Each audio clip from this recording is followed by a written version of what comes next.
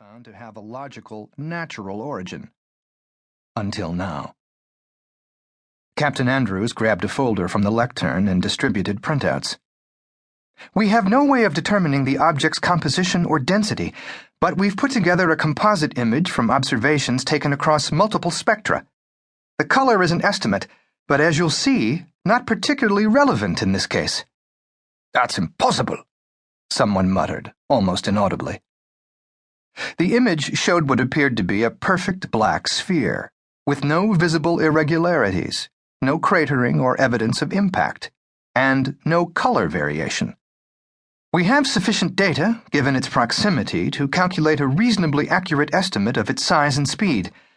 The object has a diameter of approximately 1 1/4 kilometers and is traveling at just over 21 kilometers per second, Andrews continued. There were several gasps, a reaction that, this time, Webb did not attempt to suppress. Andrews agreed. I would call that a sane response to an insane situation. Unfortunately, I'm not finished. Calculating backward to the original observation, the object was first spotted 1.56 million kilometers out. She paused, realizing she'd momentarily lost their attention. I see you all doing the math. Let me spare you. If nothing changes, the object will impact the Atlantic Ocean at 01:01 tomorrow morning.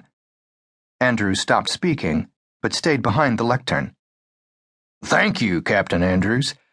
Rui, I don't mean to put you on the spot, but can you explain what we could expect if this object were to hit Earth? Dr. Rui Fernandez was the team's astrophysicist. A soft-spoken man in his late 30s, he was just over 6 feet tall, trim and fit. His light brown skin complemented matching eyes and nearly black hair. Happily married for 13 years with 2 children he doted on, he hadn't yet reached the age where gray would start creeping in, and could easily pass for a man in his 20s.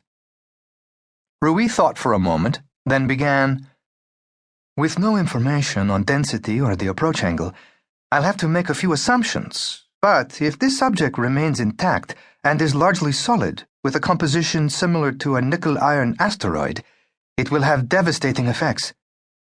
Within a 100-mile radius, thermal radiation will ignite exposed wood.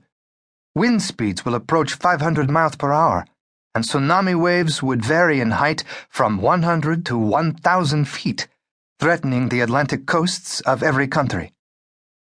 Thank you, Rui. As you all can see, the world has a problem.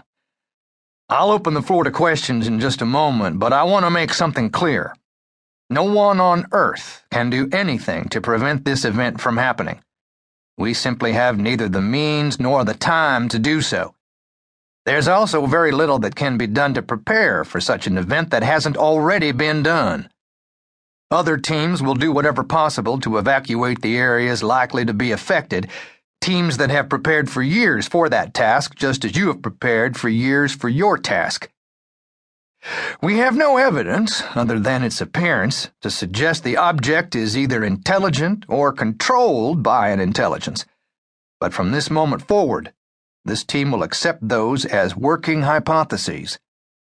Ladies and gentlemen, you have been training for years to manage a first contact situation, so set aside your fears and concerns and focus on what may be humanity's only viable course of action. Finding a way to communicate with the anomaly. Now, questions? Major Jack Thompson, a man whose opinion of himself was well known to everyone in the room, was first to speak. Who else is working on communicating with the object, sir?